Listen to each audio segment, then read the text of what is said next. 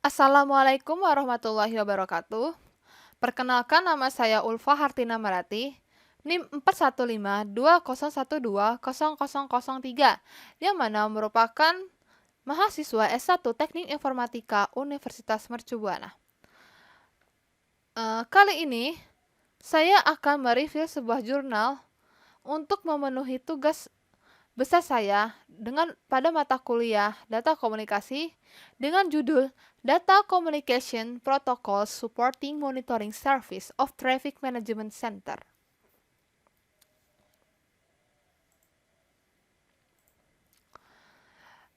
Isi konten dari presentasi ini, saya akan membahas tentang yang pertama, judul Data Communication Protocol Supporting Monitoring Service of Traffic Management Center, yang mana jurnal ini didapatkan oleh website IEEE.com yang berisi 5 halaman yang dipublikasikan pada tahun 2018 oleh penulis Ahmad Afandi, Eko Setiaji, Gatot Kusharjo, dan Michael Ardita. Di sini saya akan mereview tentang tujuan penelitian, subjek penelitian, metode penelitian, hasil penelitian, keuntungan, dan kesimpulan. Ini nanti konten-konten yang akan saya bahas. Yang pertama, masuk ke tujuan penelitian. Tujuan dari penelitian ini adalah menjadikan kota smart city di bagian transportasi umum yang mampu mengoptimalkan kondisi transportasi umum saat ini yang belum terintegrasi melalui jaringan, yang mana untuk meningkatkan keselamatan, mengurangi kemacetan, mempercepat pergerakan, menurunkan biaya transportasi, dan lebih ramah lingkungan. Selanjutnya adalah subjek penelitian. Pada makalah ini, yang mana mengambil subjek penelitiannya yakni masyarakat publik yang menggunakan transportasi umum. Dan ini merupakan metode penelitiannya. Intelligent Transport System (ITS) adalah sebuah teknologi informasi dan komunikasi TIK yang dapat digunakan untuk mendukung mobilitas pintar di smart city.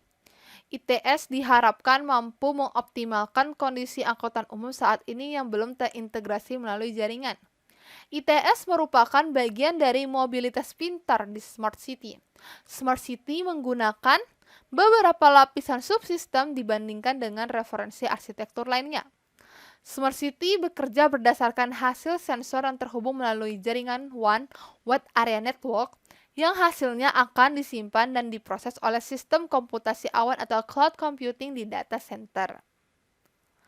Dalam makalah tersebut, dijelaskan pula praktik komunikasi data pada Smart City melalui berbagai macam protokol komunikasi data yang ada. Kegiatan pengembangan protokol data komunikasi antara lain. Yang pertama, merancang arsitektur sistem komunikasi OBU atau Onboard Unit ke TMC, yaitu Traffic Management Center. Yang kedua adalah mendefinisikan header protokol dan format payload untuk komunikasi OBU ke server OBU dan server cloud OBU ke TMC. Yang ketiga adalah merancang proses komunikasi dan handshaking untuk proses komunikasi dari OBU ke OBU server dan OBU cloud server ke TMC. Dan yang terakhir adalah mengevaluasi kinerja komunikasi dari OBU ke TMC. Selanjutnya adalah pada gambar di samping menunjukkan arsitektur yang dirancang untuk mengatasi sistem. Sistem ini terdiri dari OBU, yakni TMC, Traffic Management Center, yakni tempat monitoring, dan yang terakhir adalah VMS, Variable Messaging Signs, yang didukung oleh jaringan komunikasi multi-platform. Komunikasi dari OBU ke server dilakukan dengan menggunakan jaringan komunikasi nirkabel pribadi dan jaringan publik. Protokol yang digunakan dalam penelitian ini adalah TCP/IP pada transport layer dan jaringan serta lapisan aplikasi HTTP. Protokol ini dipilih karena kesamaannya digunakan sebagai data komunikasi, sehingga tidak perlu dibuat lagi protokol baru dalam penelitian ini. Penelitian ini lebih mengutamakan fungsi aplikasi ITS yang sudah dibangun dibandingkan dengan protokol jaringan komunikasi nirkabel yang sudah ada. Pada desain awal, server TMC ditempatkan pada server yang terletak di gedung yang sama dengan server TMC. Namun, karena pemeliharaan server yang rumit, pada penelitian awal ini digunakan cloud server yang disewa dari penyedia layanan web hosting. Di gedung TMC disediakan PC sebagai pengatur tampilan informasi pada dinding video dan PC untuk mengoperasikan TMC. Tampilan dinding video atau video wall digunakan untuk menunjukkan informasi kepada operator secara umum. Fungsi CC room adalah untuk memonitor pergerakan armada serta menyampaikan pesan ke OBU dan VMS. Selain itu, CC room juga dapat digunakan untuk mengontrol sinyal dari lalu lintas atau TL. Server TMC berbasis cloud adalah server yang terletak di data center pada jaringan internet. Salah satu server berfungsi sebagai server pengontrol OBU yang akan melakukannya memperoleh semua transaksi data dari setiap OBU yang beroperasi di kota. Server ini penting untuk mengatur lalu lintas data OBU dan memelihara transaksi antara paket mendesak dari OBU dan TMC. IDE kendaraan, kondisi, posisi, dan informasi data tiket dari setiap OBU akan diteruskan ke server TMC secara berkala.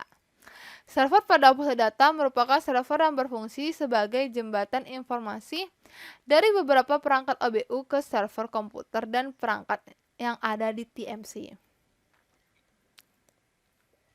Yang keempat adalah hasil dari penelitian. Untuk berkomunikasi dan melakukan transaksi data dengan OBU, beberapa aplikasi seperti server database, server HTTP, dan server perangkat lunak lain disediakan.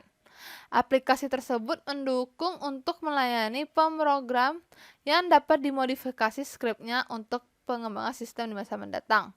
Berarti kayak open source lah, bisa dimodifikasi lagi kalau misalnya ada upgrading yang diperlukan.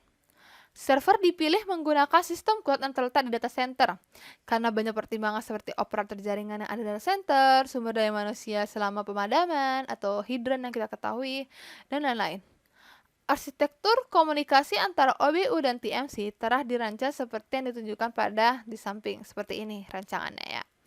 Arsitektur komunikasi antara OBU dan TMC. Kode program pada sisi server ini terdiri dari beberapa bagian. Yang pertama adalah script untuk mengambil data dari OBU. Yang kedua adalah script untuk mengirim data ke TMC.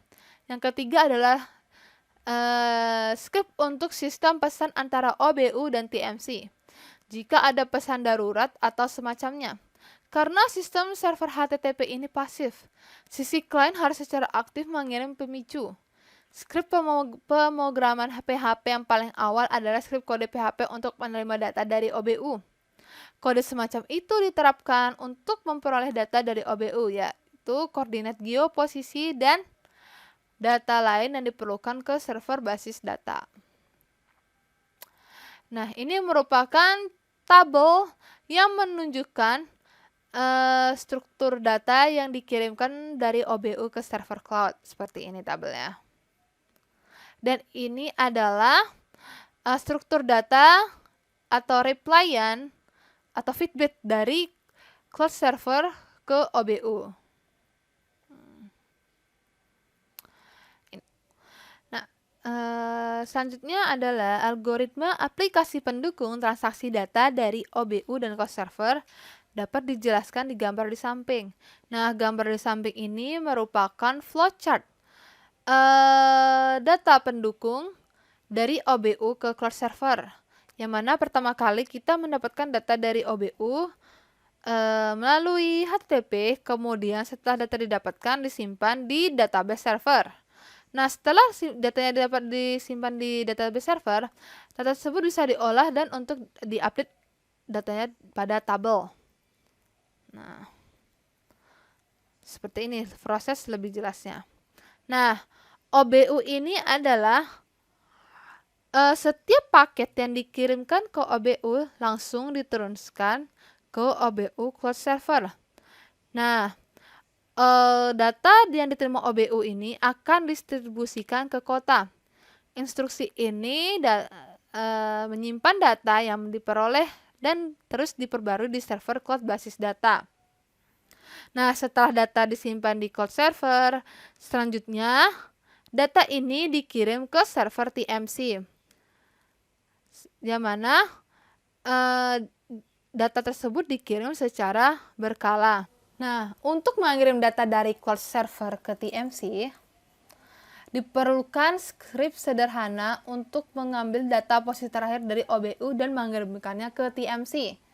Sekumpulan data dari OBU ini dikirim sekaligus dalam transaksi untuk menghemat penggunaan bandwidth transmisi, format permintaan data informasi dari TMC ke server, dan data tersebut bisa kita lihat pada tabel 3 dan pada tabel 4 di slide berikut. Nah, ini merupakan format data dari tim NC ke cloud server, sedangkan yang ini adalah sebaliknya dari cloud server ke TMC atau feedbacknya atau repliannya. Nah, untuk menampilkan tampilan data OBU ke tampilan layar TMC, database yang terekam di cloud server harus ditransfer ke server TMC.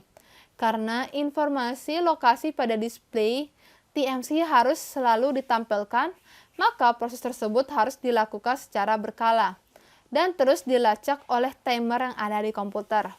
Nah, langkah-langkah algoritma dimulai dari permintaan pengiriman ke cloud server untuk mengambil data terakhir yang diposting dari beberapa OBU. Setelah data diterima yang berasal dari beberapa OBU tadi, disimpan ke buffer TMC. Nah, setelah itu langkah selanjutnya adalah mengambil data baris pertama dari buffer.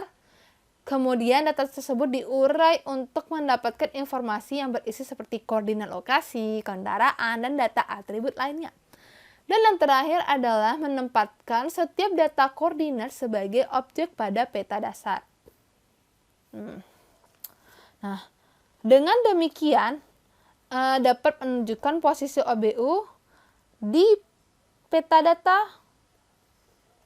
Proses selanjutnya terus mendapatkan data dari baris berikutnya. Data dari baris pertama yang harus dihapus dari data yang telah diolah, sehingga baris kedua akan naik ke baris pertama. Proses ini dilakukan berulang kali hingga baris data terakhir dalam buffer diproses. Dengan demikian, aktivitas menampilkan data di TMC telah diproses secara instan.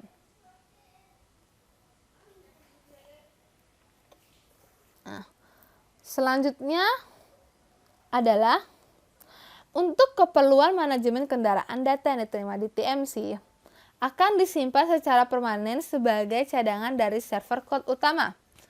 Bagian data yang terekam seperti itu akan menjadi sumber daya untuk lebih banyak analitik data untuk lalu lintas dan tujuan manajemen kendaraan dalam manajemen angkutan umum di TMC. Prototipe awal TMC yang telah direalisasikan saat ini terdiri dari TV definisi tinggi berukuran 40 inci dan layar monitor berukuran standar. Nah, TV UXG utama ini menampilkan peta utama yang menampilkan secara real-time kendaraan angkutan umum, dan dua layar kecil ini di samping menunjukkan antarmuka pengguna statis dari pengontrol manajemen item yang ditampilkan di layar utama. Nah, selain itu, melihat posisi kendaraan di peta, software ini juga mendukung untuk melihat kinerja jaringan komputer antara tim NC dan cloud server, seperti yang dilakukan pada gambar ini nih. Nah, seperti ini. Pada gambar di samping dapat ditujukan bahwa komunikasi data paket membutuhkan durasi yang berbeda-beda. Setiap waktu. Terkadang cepat dan terkadang lambat. Hal ini mungkin disebabkan oleh antrian pada router di jaringan operator yang sistemnya adalah store and forward. Di bawah grafik ini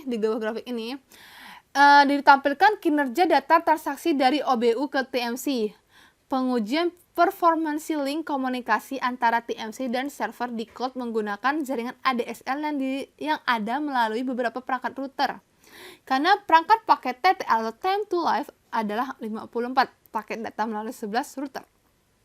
Sebelum mempersiapkan pengujian, ujung ke ujung untuk protokol aplikasi dilakukannya pengujian dan pengukuran terhadap protokol lapisan jaringan.